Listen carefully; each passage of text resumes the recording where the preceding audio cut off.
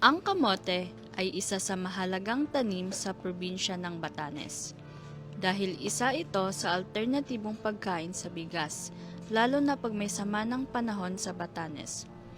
Ang bunga ng kamote ay pwedeng gawing harina, almirol, at hinahalo rin sa pagkain ng hayop. Sa dami ng pwedeng paggamitan ng kamote, ito ay isang magandang paramihin, lalo na yung mga sinaunang klase ng kamote dito sa Batanes. Kilala ang Batanes sa isa sa mga main commodity ng Batanes ay ang pagpo-produce ng mga root crops. Isa na dito yung tinatawag nating kamote. Isa pa ay yung ube, yung tugi at taro.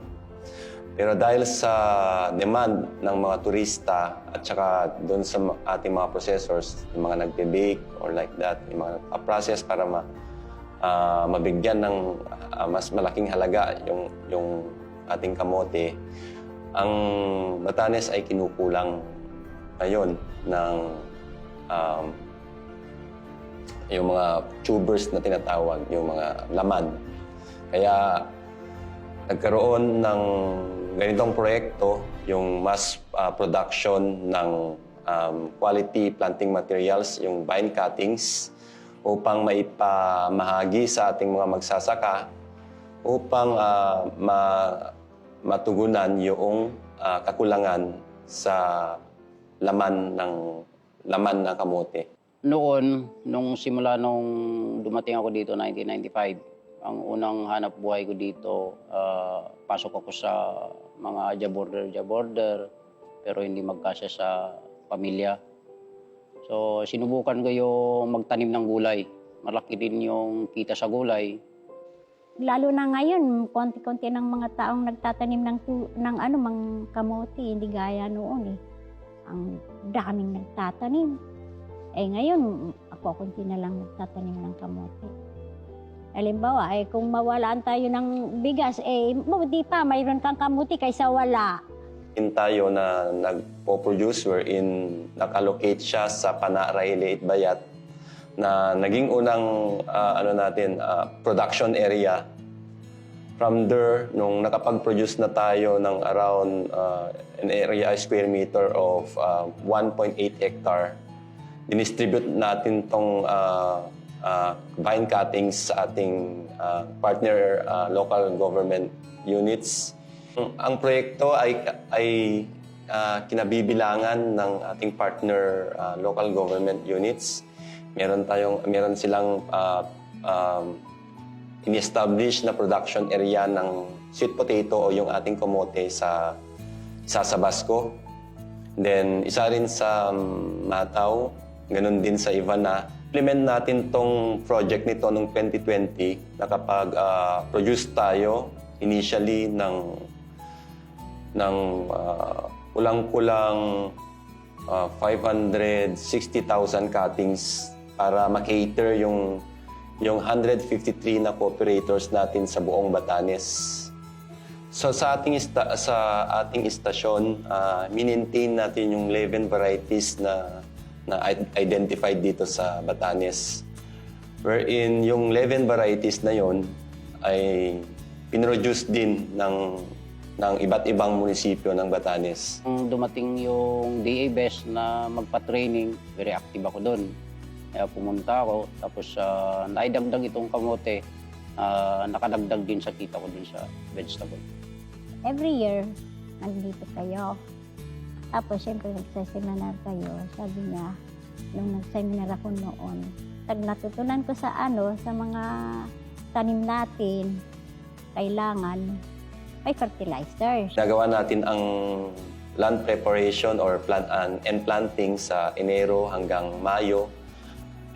Ang pagtatanim dito sa Batanes ay year-round, pero sinasuggest namin based dun sa ating experience, sa ating mga nakikita kung saan mas mataas ang yield.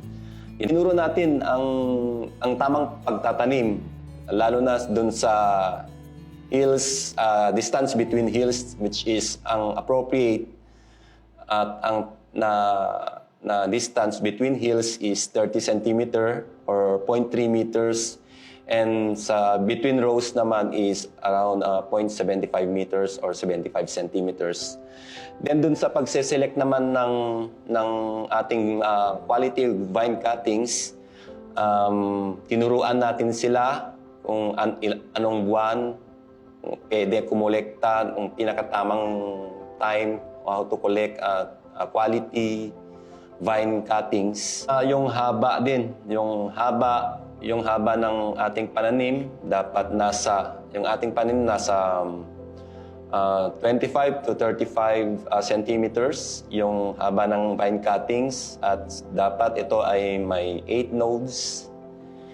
And when we go on fertilization aspect, usually animal manure po ang ginagamit natin dito. And of course, because in our station, we also fertilize it with the use of vermicast or vermicompost organic fertilizer. Ang harvesting time natin is expected to be on May. And then di tayo nagtatanim ng June, July, rest day yan. Rest period nila yan. Then nagtatanim ulit tayo sa month ng August and be expected to harvest sweet potato tubers sa December. Noon, hindi ako makabili niyan.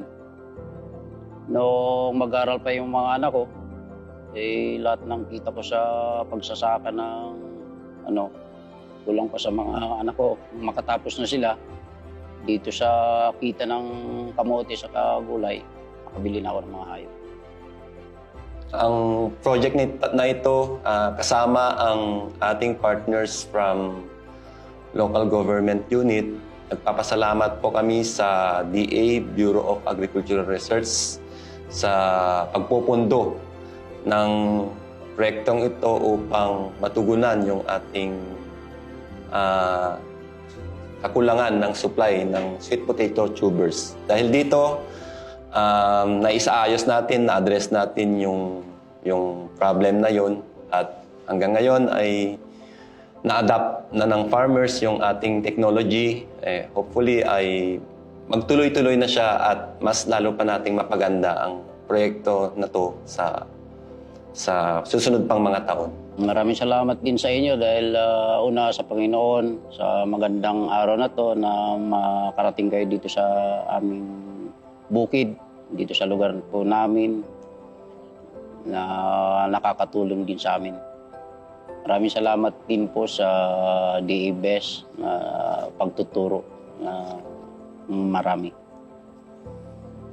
Pasalamat din ako sa mga pagod niyo sa amin na nakapunta dito sa ating bukid na maganda.